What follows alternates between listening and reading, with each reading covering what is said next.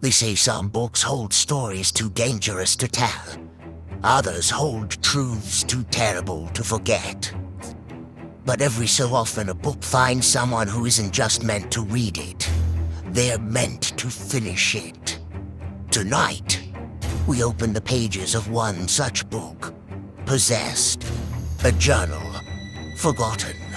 Buried. Bound not in chains, but in rules. Rules meant to teach. To guide. So sit back, keep the lights low, and remember, some stories aren't written to entertain. They're written as a warning.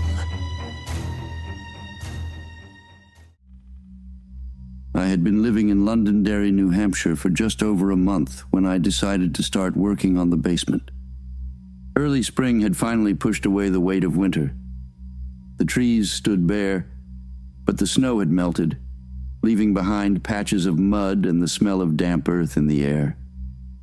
The kind of season that feels like it's waking up slowly, groggy like a bear after a long winter. That's how I felt too. I moved here to get away from the city. Not too far, though. Londonderry's quiet. Old colonial homes, winding roads, and enough space between houses that you don't feel like you're being watched. But it's not off the grid. Manchester's just up the highway, and Boston's only an hour south, if I really miss the noise. There's comfort in that. Knowing I'm away from it all, but not too far. Like a man who wants to be left alone, but still wants to hear the hum of civilization echoing in the distance. The house was part of an inheritance, an uncle I barely remembered.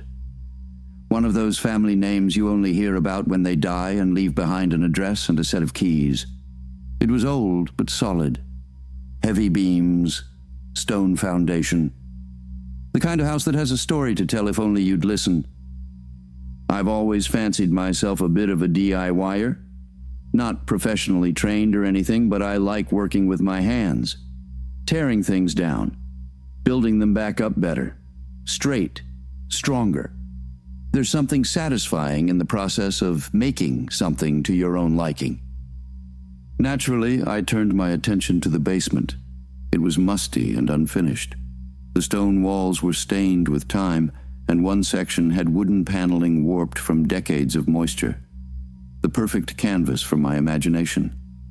I figured I'd tear it out, maybe pour a new floor, and set up a workspace for my tools. Looking back, I don't know if I found it, or if it found me. But on that third Wednesday of March, everything changed. I was pulling down the warped panels when I hit a hollow spot behind the wall. At first, I thought it was just poor insulation, but the sound it made, too dull, too deliberate, caught my attention. Behind a false section, wedged between two support beams, was a narrow cavity no larger than a toolbox, and inside it, wrapped in what looked like a dress shirt tied around it using the arms, was a book. Thick, leather-bound, worn. It looked old, cracked brown leather, corners curled and softened by time. The spine was split near the middle. The pages inside had yellowed and curled, some stained with age or moisture, others flecked with something darker. I thought it might be some old book long lost, maybe even a diary from one of the house's previous owners. I set it aside, not thinking much of it, as I continued work on clearing out that area of the basement. But that night I couldn't stop wondering why someone would seal it up like that. Not shelved, not stored, but buried. Like it wasn't meant to be found. By morning, curiosity got the better of me. The book sat on the table where I'd left it, its presence almost heavier than it looked. I poured some coffee, sat down, and unwrapped the dress shirt it was bound in. As I undid the knot, I couldn't help but feel like I was releasing something. Something that was meant to stay hidden, locked away. The first page was blank, but the second held a title, handwritten in a smooth, easily readable penmanship. It wasn't beautiful, but it had a feel about it. It read, "The rules. These rules must be followed in order to become." 1. Observe. Study them. Their routines. Their patterns. People reveal everything when they believe no one is watching. 2. Choose wisely. Let what you observe guide you. Your choice must come from knowledge, not desire, not emotion. 3. Never act out of emotion. Anger dulls the blade. Fear weakens resolve. Empathy numbs the senses. Never take joy in what must be done. 4. Never second guess. Doubt is the poison that ruins all things. Nothing can be built when self-doubt has taken root. 5. Strike true. If correction must be administered, do not hesitate. Let it be measured in kind. 6. Leave no room for escape. When the moment comes, they will run. They will beg. They will lie. Let not their lips deceive you. Bind every exit. When the work begins, there must be no way out. 7. Cover your tracks. Footprints can be swept. Stories can be rewritten. Every move must be deliberate. Never let your mistakes undo your work. 8. Never hunt the same place thrice. Familiarity is a crack in the wall. Keep moving. Keep changing. Let not your hubris become your undoing. I stared at the page for a long time. At first I thought it was some kind of dark fiction, a twisted attempt at poetic writing. But the ink didn't feel like fiction. The penmanship was too careful, too clean. These weren't the thoughts of a madman. They were instructions. Instructions that were simply there, waiting to be read, waiting to enlighten. I sat in silence longer than I meant to as the words floated through my mind. The morning sun had shifted. My coffee had gone cold. I hadn't touched it. I told myself this had to be some sort of joke, that someone, some disturbed mind, had written them as part of a story, maybe a character study. I even laughed, but it died in my throat. I couldn't stop thinking about how carefully each rule had been worded. Not poetic, not deranged, just clear, measured, practical. They didn't feel like the ravings of a lunatic. They felt like instructions.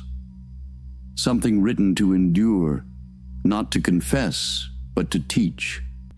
And the strangest part was, they made sense. I didn't want them to. I wanted to feel repulsed, afraid. But I didn't. Instead, I started thinking about people I'd seen, people I knew, the ones who looked the other way, the ones who smiled too much, the ones who always seemed to be somewhere else when it mattered. Maybe it was just the power of suggestion. Maybe I was reading too much into it. But a thought formed, unwelcome, quiet, steady. Maybe, just maybe. I was now seeing what my eyes had so long ignored. It had awakened something in me that I was unaware of until now. That night I left the book in the basement, only to answer its call later. I turned to the next page. At my beginning, I watched, not knowing what I was watching. But with time, my eyes began to see. Their patterns revealed themselves, like Mrs. Tabitha Johnson, whose overly done makeup failed to fully conceal the bruises. Not the surface kind, or those she covered well, but the way she flinched at sudden sounds, the stiffness in her smile, the silence that followed whenever someone asked about home. She always spoke highly of her husband, warmly even. One would never guess that his anger brought such ugliness to the surface. Or Jacob Whittingley, always the gentleman, so polite, so careful with his words. I would have missed it, had I not been watching with careful eyes. The way his students always laughed just a second too late. The way they lingered after lectures, not out of admiration, but uncertainty, fear even. He was a professor of ethics. The irony of it all wasn't lost on me. It was so thick it might suffocate you. One girl, I saw her once in the library. She flinched when someone tapped her on the shoulder. Another student, male, sat nearby, staring at nothing, rocking ever so slightly, mouthing something I couldn't hear. I wouldn't have thought much of it. Not until I noticed the marks on his wrists. Whispers say Whittingley holds private discussions with his most promising students, special projects, exclusive sessions. No one ever talks about what happens during those hours. And yet every student who attends them seems a little more hollow by the end. There were rumors of a senior who dropped out just weeks before graduation. No reason given, no statement. But many suspected it had something to do with Professor Whittingley. When asked, the student called Whittingley a man of refinement. But what I saw was a man who breaks all that he touches, like some sort of hellish Midas touch. Who were these people? Were they real, or just characters from the warped mind of some long-dead lunatic? I had to know what I was reading. Was it fiction, a story buried in metaphor, or was it something else? I went to the library that afternoon, Londonderry Public. Old place. Smelled like dry paper and slow time. I didn't ask the librarian for help. I wasn't ready to say anything out loud yet. Not until I knew what I was dealing with. I searched for the names. Tabitha Johnson, Jacob Whittingley. I didn't expect anything to come up. But something did. Tabitha Johnson, listed in a dated local paper clipping under the In Memoriam section. Died 10 years ago. It read, survived by her husband, Calvin Johnson. To those that loved her, she will be missed. Some suspected he had something to do with her passing, but he was not charged during the investigation. But I found a second article, smaller, almost hidden. Calvin Johnson was reported missing 3 months after Tabitha's funeral. His body found in the woods, hands missing. A cryptic note nailed to his chest with a bent roofing nail. I wasn't able to help you sooner, Tabitha, but at least now you will be free in the afterlife. There were no suspects, no prints, no resolution. The case remains unsolved. I stared at the article for a long time, mulling over the implication of what I read. Next, I searched for Jacob Whittingley. What came up wasn't what I expected. An archived campus bulletin titled, Ethics Professor Placed on Leave Following Incident During Private Session. The report was thin on details, names redacted, but buried in the body of the text were 3 sentences that stopped my breath. Professor Whittingley was found disoriented and rendered blind following a one-on-one session with a senior student. The student in question later transferred to another institution. No formal complaint was filed and the matter was closed. Another article, published a few months later, shed more light on Whittingley's end. Whittingley officially retired following ongoing psychological decline. He is currently under care at New Hampshire Hospital in Concord.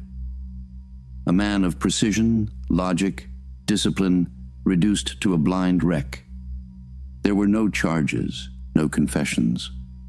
And the student, who never spoke a word, disappeared into another campus under a different program. I made copies before leaving the library without a sound. The papers felt heavier than they should have in my coat pocket. They rustled against me like a warning. That warning followed me home. Pressed on my chest while I tried to eat.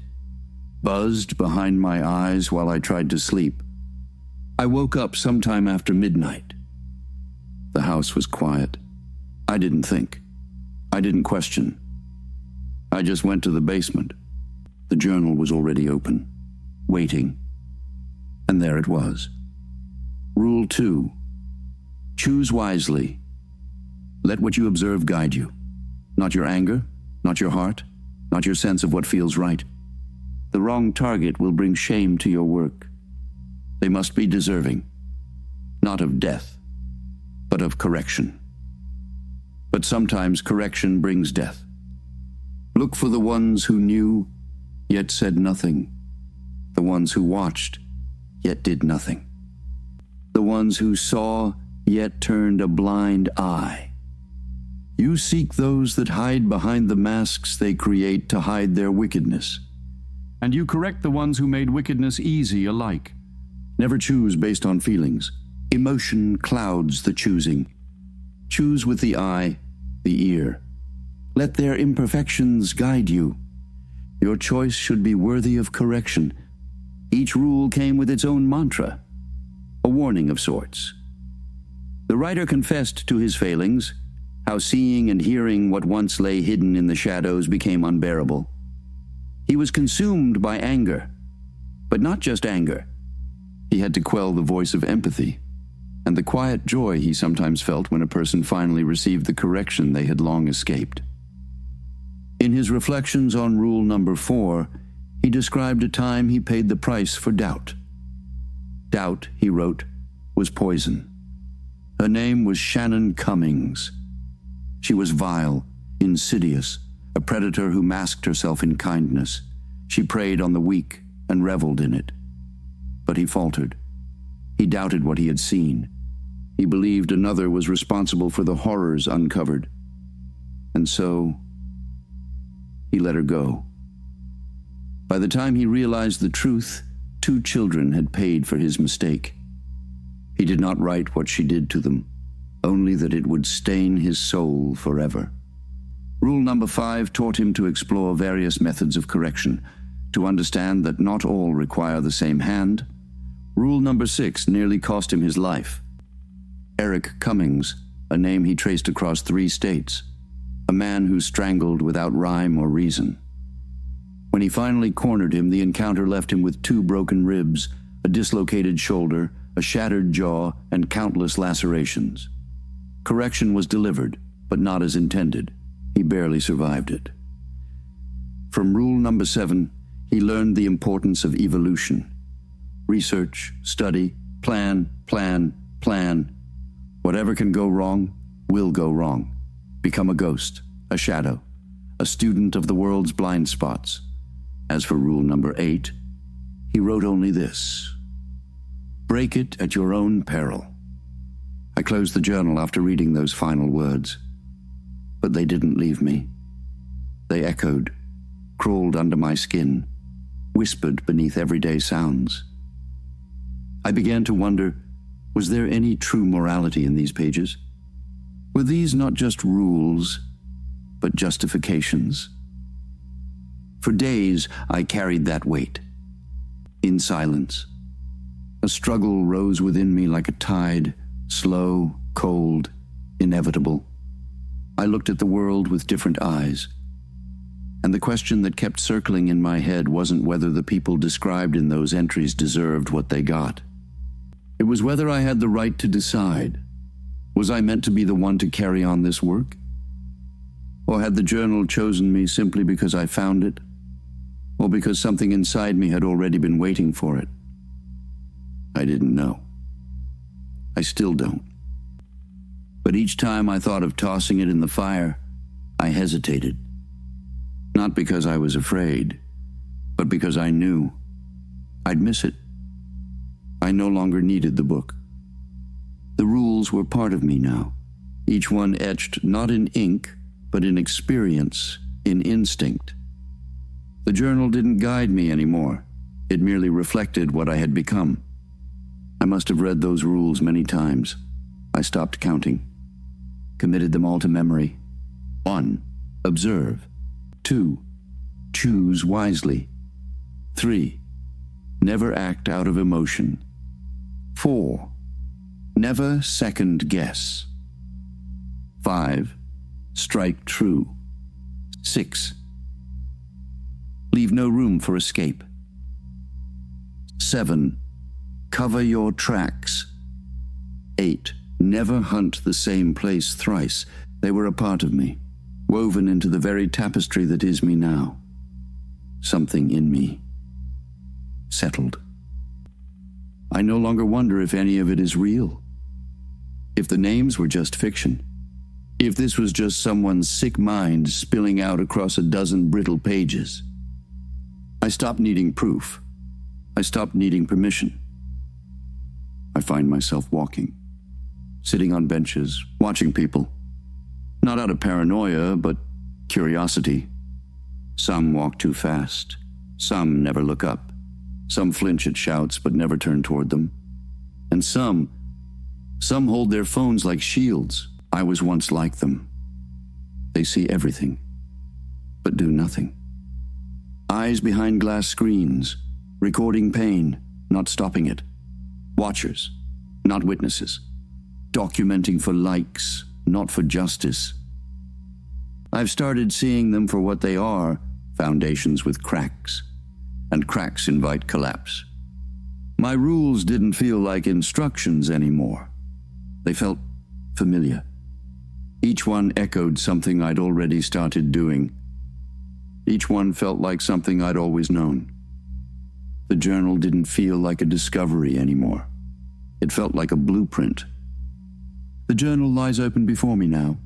Blank page, clean, like untouched earth before a foundation is poured.